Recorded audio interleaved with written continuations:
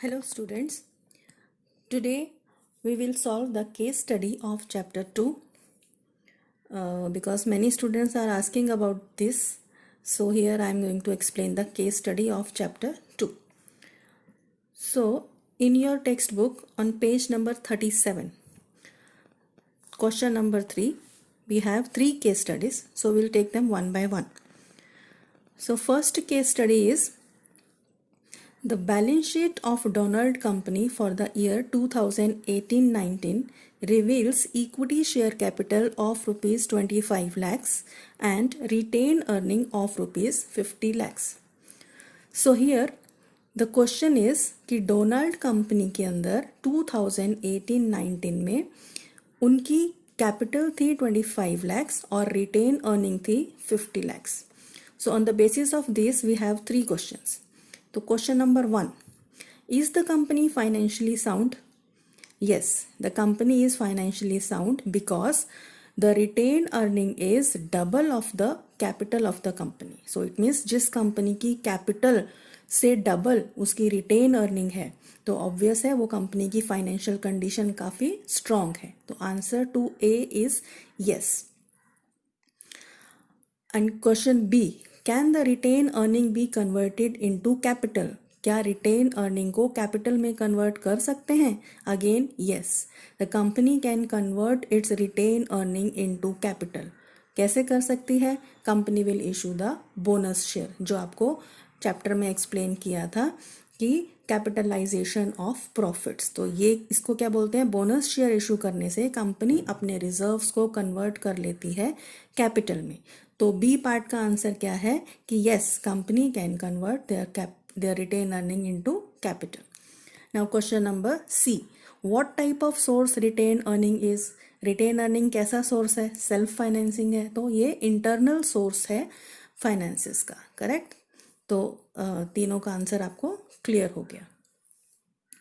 The next case study is number 2, that is Mr. Satish is speculator. He desires to take advantage of growing market for company's product and earn handsomely. अब इसमें क्या problem है? Mister Satish हैं जो कि speculator हैं. Who is a speculator? Who invest in the securities of the company. तो mister Satish एक स्पेक्यूलेटर हैं और उनको एडवांटेज चाहिए ग्रोइंग मार्केट का. तो इस कंपनी में वो इन्वेस्ट किस चीज़ में करें? तो first question is, according to you which type of share mister Satish will choose to invest? किस टाइप के शेयर्स मिस्टर सतीश खरीदें?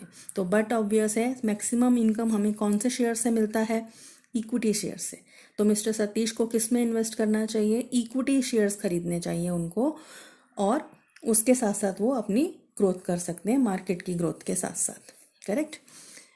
Second question is, what does he receive as return on investment? तो इक्विटी शेयर्स जब हम खरीदते हैं तो उसकी रिटर्न हमें कैसे मिलती है?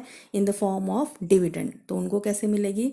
ही will get dividend for his investment.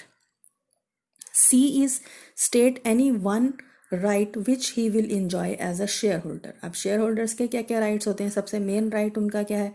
Voting right है. राइट. शेयर्स की ट्रांसफरेबिलिटी का राइट है.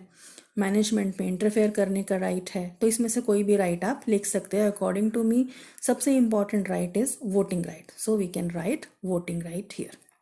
Got it. Now come to the third, that is Mr. Rohit, an individual investor, invests his own funds in the securities. He depends on investment income and does not want to take any risk. He is interested in definite rate of income and safety of principal. अब ये mister Rohit हैं. He wants to invest, but condition क्या है कि he is not ready to take any kind of risk. उनको कोई risk नहीं चाहिए. उनको क्या चाहिए? उनको फिक्स इनकम चाहिए और अपने प्रिंसिपल की सेफ्टी चाहिए. तो इस कंडीशन में उनके लिए बेस्ट इन्वेस्टमेंट क्या है? तो question number A, name the type of security that mister Rohit will opt for. अब अगर उनको फिक्स इनकम चाहिए, प्रिंसिपल सेफ्टी चाहिए, किसी तरह का रिस्क नहीं चाहिए, तो किस में वो इन्वेस्ट करें? क्या शेयर्स में या डिबेंचर्स में? सो आंसर इज डिबेंचर, क्योंकि डिबेंचर एक ऐसा इन्वेस्टमेंट है जो फिक्स रिटर्न देता है और उसमें उसका प्रिंसिपल भी सेफ रहता है. B is, what does he receive as return on his investment. अब डिबेंचर होल्डर्स को रिटर्न में क्या मिलता है? They earn interest. So what he will receive as return, he will receive interest on his investment. C is the return on investment which he receives is fixed or fluctuating. तो जो return उनको मिलेगा, it means return क्या मिलेगा, interest मिलेगा. वो किस rate पे मिलेगा, फिक्स्ड रेट पे मिलेगा या फिर फ्लक्चुएटिंग रेट पे मिलेगा. सो वी नो कि debentures will receive the interest on a fixed rate. तो इस थर्ड क्वेश्चन का आंसर क्या है, ही will receive the interest on fixed rate.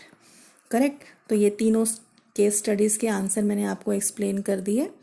Hope you have understood. If any problem, you can again contact me. Okay. Thank you.